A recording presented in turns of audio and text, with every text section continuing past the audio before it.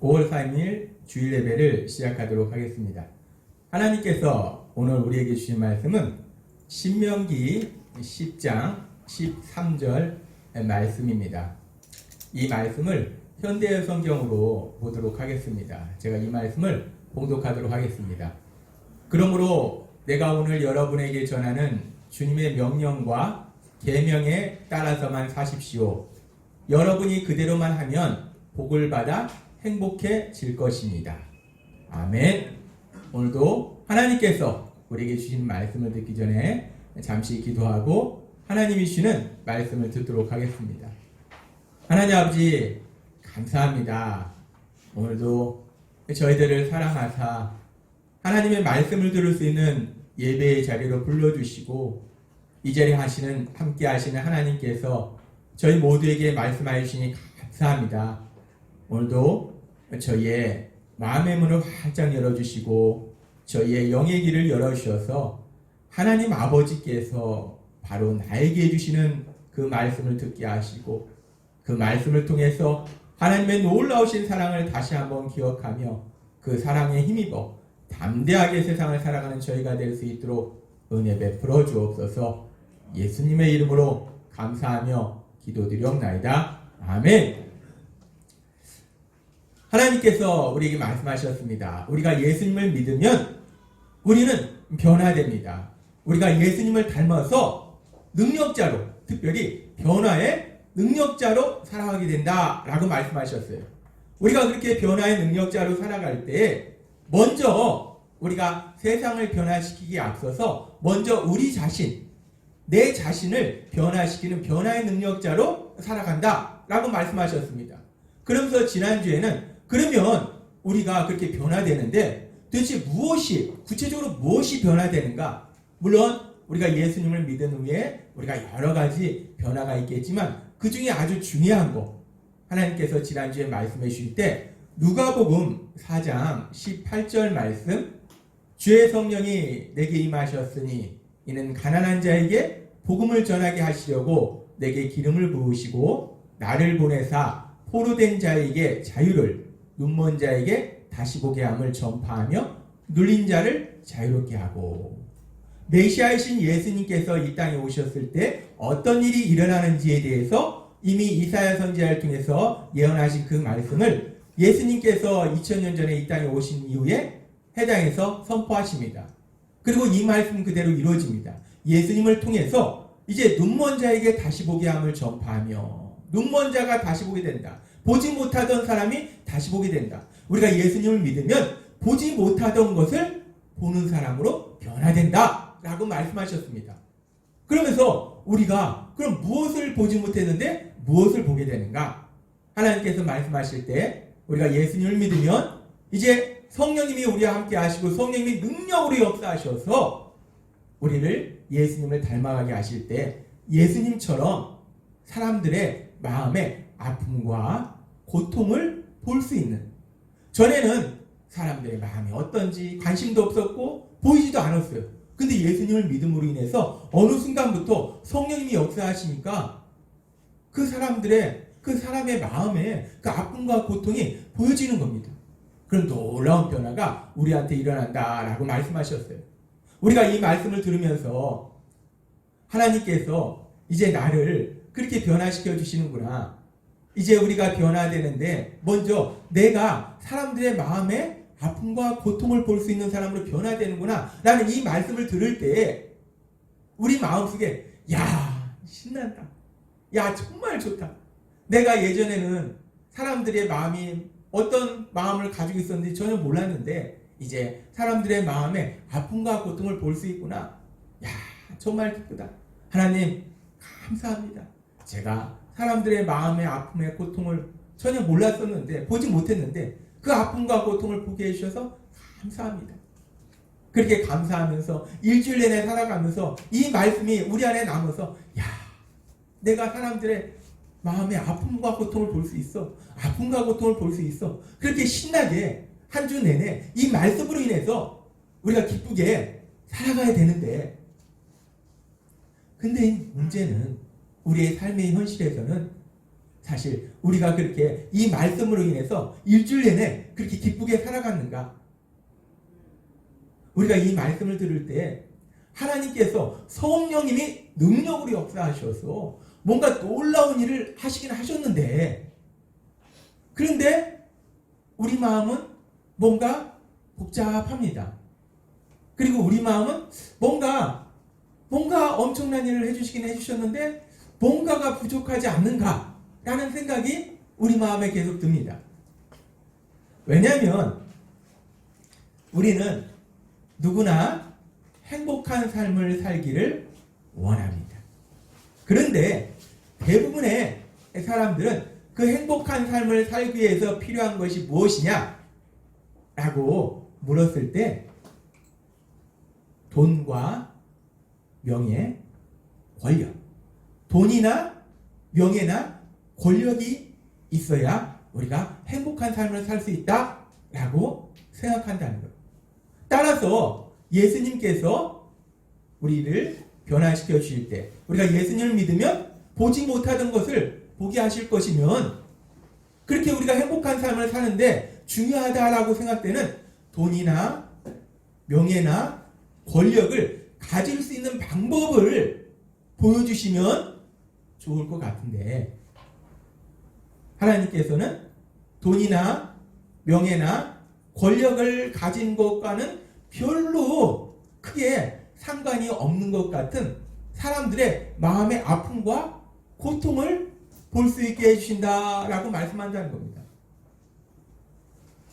이왕 보게 하실 거면 돈이나 명예나 권력을 어떻게 가질 수 있는지 그 방법을 보게 해주시면 좋을 것 같은데, 우리 생각에는 겨우 사람들의 마음의 아픔과 고통을 보게 하신다. 이 말씀이 별로 때에 따라서는 크게 기쁨으로 와닿지 않을 수도 있다는 겁니다. 그러면서 우리 안에는 한 가지 의문이 생깁니다. 하나님께서는 전능하신데 우리에게 돈과 명예와 권력을 가질 수 있는 그 방법을 볼 수 있도록 해주실 수는 없는 것일까? 하나님께서 우리가 세상을 살아가면서 쉽게 성공할 수 있는, 어떻게 하면 성공하는가? 세상에는 수없이 많은 그런 책들이 있어요. 어떻게 하면 쉽게 성공할 수 있는지 그 방법을 볼 수 있게 해줄 수는 없을까? 라는 의문이 우리 안에 생깁니다. 그러면서 하나님께서는 모세를 통해서 출애굽한 이스라엘 백성들에게 이렇게 말씀하십니다. 신명기 8장 17절에서 18절 말씀. 여러분은 여러분의 힘과 능력으로 부유해졌다고 생각해서는 안 됩니다. 여러분에게 부유해지는 능력을 주신 분이 여러분의 하나님 여호와이심을 기억하십시오. 여호와께서 이렇게 하시는 것은 여러분의 조상들에게 하신 약속을 오늘날처럼 지키기 위해서입니다. 하나님께서는 노예로 살던 이스라엘 백성들이 이제 출애굽해서 가나안 땅에서 하나님이 약속하신 그 가나안 땅에서 살게 될 때에 그때 어떤 삶을 살까에 대해서 말씀하시는데, 가나안 땅에서 그들은 모든 것이 풍족한 풍성한 그런 행복한 삶을 살 것이다 라고 말씀하십니다. 그렇게 모든 물질이나 모든 것들이 풍성한 그런 삶을 살 때 그것이 너희한테 부유해지는 능력이 있어서 그런 것이 아니고 하나님께서 부유해지는 능력을 주셔서 그런 것이다 라고 말씀하신다는 거예요. 이스라엘 백성들이 가나안 땅에 살 때 모든 물질이 풍성하게 살아간다는 거예요. 그랬을 때 그들 스스로 그렇게 모든 물질을 풍성하게 벌 수 있는, 부유해질 수 있는 능력이 있는 것이 아니라 하나님께서 부유해지는 능력을 주셨다라고 말씀한다는 겁니다. 요즘식으로 얘기하면 이스라엘 백성들이 부자로 사는데, 돈을 많이 벌어서 부자로 사는데 그들이 돈을 벌 수 있는 능력이 있어서가 아니라 하나님께서 어떻게 하면 돈을 벌 수 있느냐, 그 능력을 주셨다는 거예요. 어떤 사업을 해야지 사업이 잘 되는지, 무슨 일을 해야지 사업이 잘 되는지, 그리고 내가 직장을 다닐 때 어떻게 해야지 내가 승진할 수 있는지, 어떤 사업이 대박이 나는지 볼 수 있는 그 능력을 하나님께서 이스라엘 백성에게 주셨다는 것입니다. 하나님께서 그렇게 세상적인 물질을 풍성하게 소유할 수 있는, 벌 수 있는 그런 능력을 주실 수 있는 분임을 성경은 분명히 말씀합니다.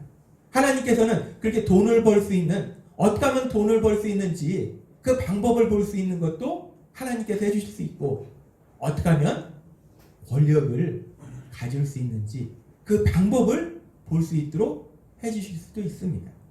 또한 어떻게 하면 명예를 얻을 수 있느냐, 그 방법을 볼 수 있도록도 하나님께서는 해주실 수 있다는 거예요. 우리가 성경에 보면은 많은 믿음의 사람들의 삶이 나옵니다.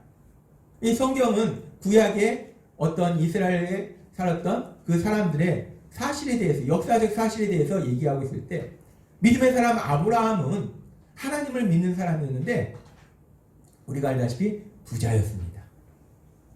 엄청난 부자였어요. 근데 아브라함이 그렇게 부자로 살 수 있었던 것이 아브라함의 능력이 있는 것이 아니라, 성경을 읽어보면 하나님이 능력으로 역사하시니까 아브라함이 부자가 됐습니다. 하다못해 아내를 뺏겼는데도 이 물질이 들어옵니다. 놀랍습니다. 아브라함의 아들 이삭은 농사를 지었는데 100배의 결실을 맺었다라고 성경은 말씀합니다. 이삭이 농사에 어떤 놀라운 기술을 가지고 있는 것이 아니라 하나님이 역사하시니까 그 아브라함의 아들 이삭도 여전히 부자예요. 그런데 아브라함의 아들 이삭은 그렇게 부자인데 그 아들 야곱은 결국 형과의 문제로 인해서 집에서 살지 못하고 외삼촌 집으로 호를 단신 도망갑니다. 그런데 그 야곱이 나중에 고향으로 돌아올 때는 그냥 맨몸으로 갔는데 엄청난 가축을 몰고 부자로서 이 야곱이 돌아옵니다. 마찬가지로 야곱이 똑똑해서 아닙니다. 성경을 읽어보면 하나님이 얼마나 세심하게 그 삶 속에 역사하시는지를 우리는 볼 수 있습니다.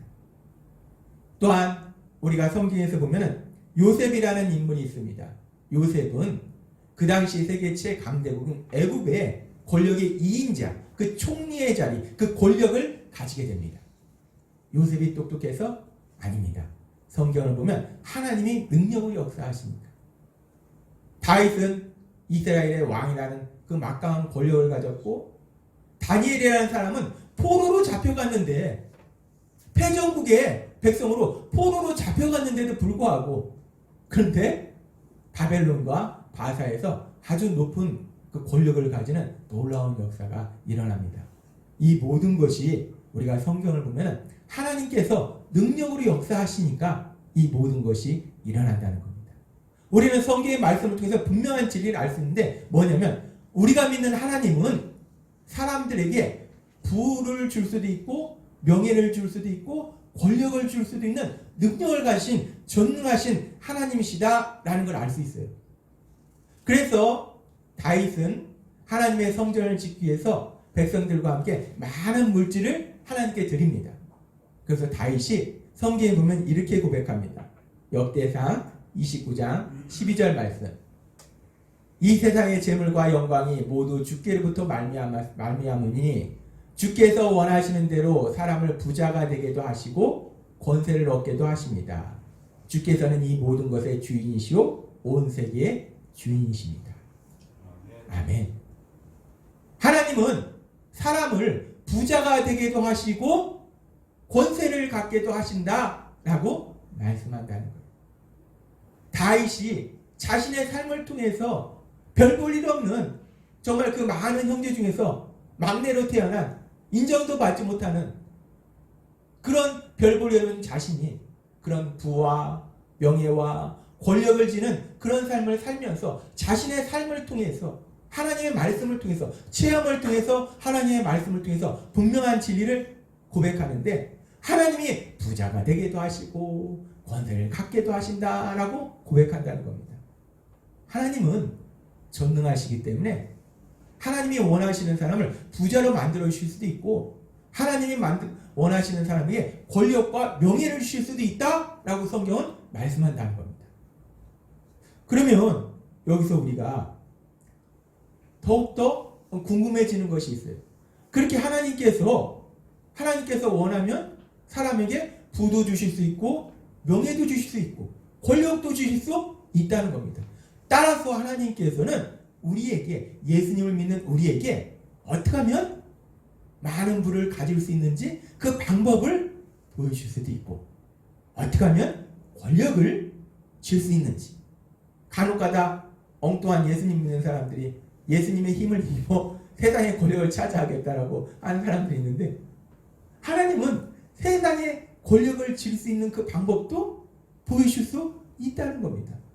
또한 명예를 어떻게 하면 내가 명예를 얻을 수 있는지 그 방법도 보여줄 수 있다는 거예요. 하나님은 그렇게 해줄 수 있는데 예수님을 믿는 우리들에게 보지 못하던 것을 보게 해주세요. 예전에는 몰랐던 것을 알게 해주신다는 거예요. 그러면 그렇게 보지 못하던 것을 보게 해줄 때 이왕이면은 부와 명예와 권력을 가질 수 있는 그 방법을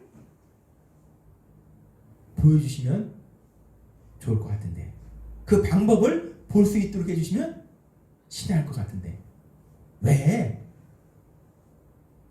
돈도 안 되는 것 같은 사람들의 마음의 아픔과 고통을 보게 하실까?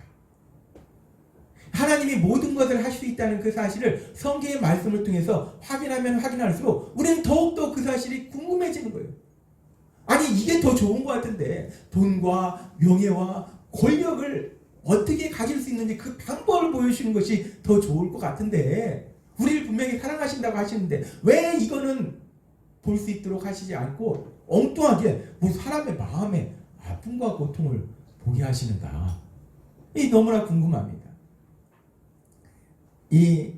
우리의 이 질문에 대한 해답을 우리는 하나님의 말씀에서 명확하게 찾을 수 있습니다. 하나님께서 오늘 우리에게 주신 말씀 신명기 10장 13절에 그 해답이 있습니다. 신명기 10장 13절은 이렇게 말씀합니다. 그러므로 내가 오늘 여러분에게 전하는 주님의 명령과 계명에 따라서만 사십시오. 여러분이 그대로만 하면 복을 받아 행복해질 것입니다. 아멘. 하나님께서 말씀하실 때 하나님께서 말씀하신 그 말씀대로만 살면 행복해질 것이다 라고 하나님은 말씀하신다는 거예요. 세상 사람들의 생각처럼 돈과 명예와 권력을 가지면 행복해지는 것이 아니라 하나님의 말씀대로 살면 행복해진다는 거예요. 성경은 분명히 말씀합니다. 우리가 그토록 간절히 원하는 행복, 누구나 행복한 삶을 살길 원합니다. 많은 철학자들도 세상의 사람들도 얘기합니다. 인간의 가장 큰 목표가 무엇이냐? 행복이라는 거예요. 행복한 삶이라는 거예요. 모든 사람이 그 행복한 삶을 원합니다. 근데 모든 사람이 그렇게 간절히 원하는 그 행복이 하나님의 말씀대로 살면 행복해진다 라고 하나님은 명확하게 우리에게 말씀하세요. 그럼 이제 우리가 하나님의 말씀대로 살면 행복해지는데 하나님의 말씀대로 산다는 건 무엇일까?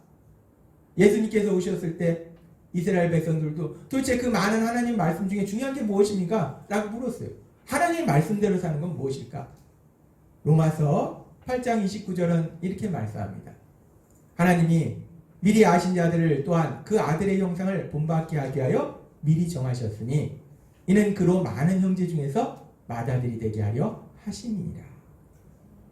예수님의 그 십자가의 죽으심과 부활을 통해서 우리를 구원하시고 우리를 새로운 피조물로 변화시켜 주셨을 때 우리를 구원하신 그 목표, 그 목적이 무엇인가? 우리가 하나님의 아들의 형상을 담는 것, 예수님을 닮아가는 것. 너무나 중요한 진리입니다. 하나님이 우리를 구원하신 가장 중요한 목표가 뭐냐? 목적이 뭐냐? 예수님을 닮아가라는 거예요. 예수님을 닮는 것이 하나님께서 우리를 구원하신 목적이라는 겁니다. 그러면서 하나님께서 주신 계명에 대해서 요한 사도를 통해서 요한일서 3장 23절은 또 이렇게 말씀합니다. 그의 계명은 이것이니 곧 그 아들 예수 그리스도의 이름을 믿고 그가 우리에게 주신 계명대로 서로 사랑할 것이라. 우리가 서로 사랑하는 삶을 사는 것, 그것이 하나님께서 우리에게 주신 계명이다 라고 말씀한다는 겁니다. 따라서 우리가 하나님의 말씀대로 산다는 것은 무엇인가? 하나님의 말씀대로 산다는 것은 우리가 예수님을 믿고 구원받아서 예수님을 닮아가는 삶을 사는 것. 그것이 하나님의 말씀대로 산다는 거예요. 예수님을 닮아간다는 것은 우리가 여러 가지 부분으로 생각해 볼 수 있지만 가장 중요한 것은 내가 너희를 사랑한 것 같이 너희도 서로 사랑하라. 그리고 요한일서의 말씀처럼 사랑하는 삶을 사는 것. 우리가 하나님의 말씀대로 산다는 것은 결국 서로 사랑하는 삶을 사는 것. 그것이 하나님의 말씀대로 사는 것이다 라고 성경은 말씀한다는 거예요. 따라서 우리가 하나님의 말씀대로 살면 행복해진다는 거예요. 그 말씀은 결국 뭐냐? 우리가 사랑하는 삶을 살면 행복해진다 라고 하나님께서는 이 땅을 창조하시고 우리를 만드신 그 하나님께서는 명확하게 우리에게 말씀해 주십니다. 그런데 사람들은 하나님의 말씀이 정말 그럴까? 이 땅을 창조하시고 우리를 만드신 하나님이심에도 불구하고 또 그 부분을 의심해요. 하나님은 분명히 말씀합니다. 사랑하면 행복해질 것이다 라고 말씀해요. 정말 그러냐? 이 부분에 대해서 우리가 세상을 살아가면서 세상 속에서 우리가 경험하는 그 경험을 통해서도 명확하게 이 결론을 내릴 수 있습니다. 하버드 대학에서 연구비 216억을 들여서 75년이라는 아주 긴 세월 동안 성인 발달 종단 연구라는 연구를 했습니다. 이 연구를 해서 이 연구의 주제가 뭐였냐면 우리가 사는 동안 무엇이 우리를 건강하고 행복하게 만들까요? 라는 게 연구의 주제였어요. 그래서 연구를 했더니 연구의 결과가 어떻게 나왔는가? 행복은 부나 성공이나 명예 혹은 내 노력에 있는 것이 아니라 사람들과 좋은 관계 속에 행복이 있다라는 결론을 내렸습니다. 하버드 대학은 우리가 알다시피 세계 최고의 대학입니다. 세계 최고의 대학에서 세계 최고의 학자들이 200억이 넘는 돈을 투자해서 75년이라는 그 긴 세월을 연구해서 연구한 결론이 행복은 어디서 오는가? 무엇이 우리를 행복하게 만드는가? 돈, 명예, 권력이 아니라 사람들과 좋은 관계, 즉 사랑하는 삶에서 행복이 온다라는 결론을 내렸다는 것입니다. 하나님의 말씀이나 세상에서 사람들의 삶을 보고 직접 그 삶을 통해서 우리가 찾아낸 진리나 결국 같은 걸 말씀한다는 거예요. 행복은 어디서 오는가? 행복은 서로 사랑하는 삶을 살 때, 사랑하는 삶을 살 때 행복한 삶이 된다라고 말씀한다는 겁니다. 그렇습니다. 우리가 모든 사람들이 그렇게 간절히 원하는 그 행복이라는 것이 결국은 우리가 사랑하는 삶을 살 때 우리가 행복해진다는 거예요. 사랑하는 삶을 살 때 행복을 내가 잡는 것이 아니라 그냥 행복해진다는 거예요. 기쁘고 평안해지고 행복해진다는 거예요. 근데 그렇게 우리가 사랑하는 삶을 살기 위해서 먼저 필요한 것이 무엇이냐면 하나님께서 지난주에도 우리에게 말씀해 주셨다시피 사람들의 마음의 아픔과 고통을 보는 것입니다. 그 아픔과 고통을 보고 함께 아파할 때 우리는 서로 더 깊이 사랑하는 그런 행복한 삶으로 나아갈 수 있다는 것입니다. 그래서 하나님께서는 구원받은 우리들에게 보지 못하던 것을 보게 해주시는데 돈이나 명예나 권력을 가질 수 있는 방법도 보여줄 수 있지만 그것보다 더 중요한 사람들의 마음의 아픔과 고통을 볼 수 있도록 해주신다는 거예요. 그래서 서로 더 깊이 사랑하면서 행복한 삶을 살 수 있도록 만들어주시기 위해서 그래서 우리에게 그 사람들의 마음의 아픔과 고통을 볼 수 있도록 하나님께서 역사하고 계심을 믿습니다. 세상은 끊임없이 사람들을 속입니다. 뭐라고 속이냐면 인류의 초창기부터 지금까지 끊임없이 속이는 것이 우리가 모두 다 행복을 원하기 때문에 그 행복한 삶을 살기 위해서는 돈이 많아야 된다. 아니면 명예가 있어야 된다. 권력이 있어야 된다. 라고 끊임없이 사람들을 속입니다. 사람들은 그 세상의 거짓말에 속습니다. 우리는 똑똑해서 안 속아 넘어갈 것 같지만 우리는 수없이 속아 넘어갑니다. 지금도 세상 속에서 수없는 거짓말들이 우리 귀에 들려오는데 우리는 그 거짓말이 진리라고 믿고 속는 일들이 수없이 많다는 거예요. 그렇게 결국 세상의 거짓말에 속아서 돈이나 명예나 그 권력, 그것을 가지려고 내 에너지와 모든 시간을 소비한다는 겁니다. 그렇게 열심히 에너지와 모든 시간을 소비해서 어떤 사람은 그걸 가지는 사람도 있어요. 돈을 많이 버는 사람도 있고 권력을 가지는 사람도 있습니다. 명예를 가지는 사람도 있어요. 그런데 그렇게 돈과 명예와 권력을 가졌더니 행복한가? 우리가 역사를 배웁니다. 역사적으로 돈을 많이 가졌던 사람, 권력을 졌던 사람, 명예를 가졌던 사람, 그들의 삶이 누가 돈을 많이 가졌고 누가 권력을 졌더라, 누가 세상을 제패했더라, 세상을 정복한 정복자들이 있어요. 그들은 세상을 정복한 정복자라고 얘기합니다. 그런데 우리는 그들이 행복했다 라고 얘기하지는 않습니다. 돈도 가져봤고 명예도 가져봤고 권력도 가진 사람도 있지만 역사적으로 그 많은 사람들을 보니까 그것이 그들을 행복하게 만들지 못하더라는 겁니다. 우리가 역사를 모를지라도 우리가 살고 있는 지금 이 현실 속에서도 수없이 많은 사람을 봅니다. 돈을 가진 사람, 명예를 가진 사람, 권력을 가진 사람. 물론 돈을 많이 가지고 있습니다. 사실이에요. 권력 가지고 있었을 때가 있었어요. 명예 있을 때가 있습니다. 근데 그들이 행복했는가? 우리가 수없이 봅니다. 돈을 엄청나게 가졌는데 행복하지 않더라는 거예요. 권력을 가졌는데 아무리 봐도 행복한 삶은 아니라는 겁니다. 명예를 가졌는데 행복한 삶은 아니라는 겁니다. 역사적으로 우리가 살고 있는 지금 현실 속에서 우리는 분명히 우리 눈으로 본다는 거예요. 돈과 권력과 명예가 우리를 행복하게 하지 못하는구나 라는 걸 분명하게 본다는 거예요. 그런데 참 우리 인간이 얼마나 어리석은지 그럼에도 불구하고 끊임없이 대부분의 사람들은 그 돈과 명예와 권력, 그 어리석음과 그 실수를 반복한다는 겁니다. 인간의 이런 어리석음을 명확하게 아시는 하나님께서는 솔로몬을 통해서 전도서에서 이렇게 말씀합니다. 전에 있던 것도 다시 있을 것이며 이미 한 일도 다시 하게 될 것이니 세상에는 아무것도 새로운 것이 없다. 이미 한 일도 다시 하게 될 것이니 과거에 많은 사람들이 했던 일을 또 하게 된다는 거예요.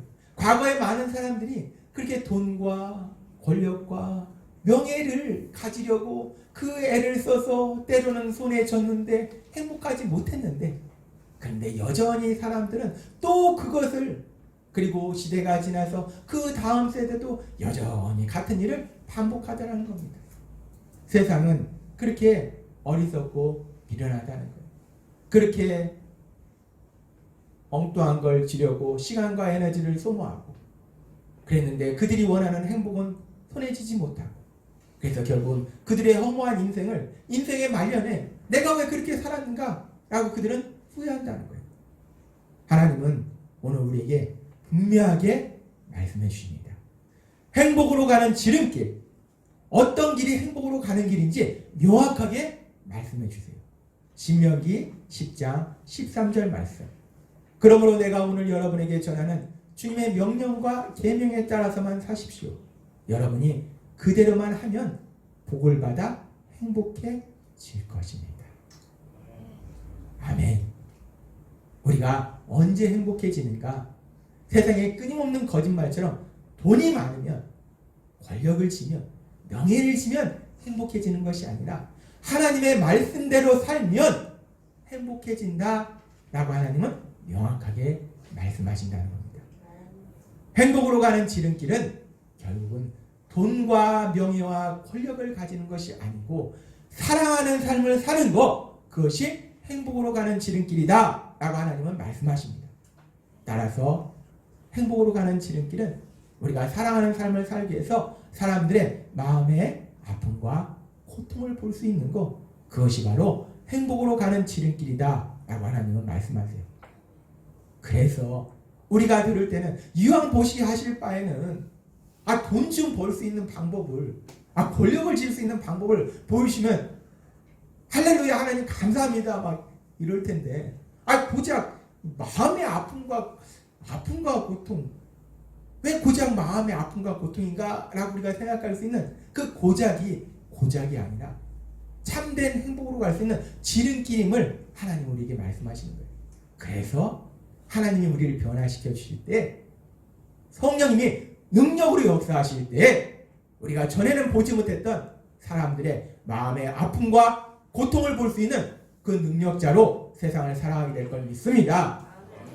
여러분과 함께 하신 성령님이 능력으로 역사하셔서 여러분을 변화시켜 주실 때, 예수님을 닮게 하실 때 사람들의 마음의 아픔과 고통을 봄으로 인해서, 함께 아파함으로 인해서 서로 더 깊이 사랑하는 그렇게 행복한 삶을 사시는 여러분이 되시기를 주님의 이름으로 축원합니다. 기도하겠습니다. 하나님 아버지 감사합니다. 오늘도 주신 말씀처럼 많은 철학자도 얘기했고 세상에 많은 사람들이 얘기했지만 우리가 이 땅을 살아갈 때 무엇을 향해 달려가는가? 행복이라는 그 한 단어를 위해서 달려갑니다. 그런데 그 행복이, 세상은 끊임없이 돈을 많이 가지고 있어야, 명예를 가지고 있어야, 권력을 가지고 있어야 행복한다 라고 말하지만 그 모든 것이 거짓말이요. 하나님 오늘 우리에게 분명하게 말씀하실 때 하나님의 말씀대로 사랑하는 삶을 살 때, 특별히 사람들의 마음의 아픔과 고통을 보므로, 함께 아파함으로 서로 더 깊이 사랑하는 삶을 살 때 행복한 삶을 살 수 있다 라고 말씀하셨습니다. 우리 힘으로는 그렇게 살 수 없지만 성령님의 능력으로 역사하셔서 우리가 그렇게 사람들의 마음의 아픔과 고통을 보게 됨으로 인해서, 함께 아파함으로 인해서 서로 더 깊이 사랑하는 그렇게 행복한 삶을 살아가는 저희 모두가 될 수 있도록 은혜 베풀어 주옵소서. 예수님의 이름으로 감사하며 기도드렸나이다. 아멘.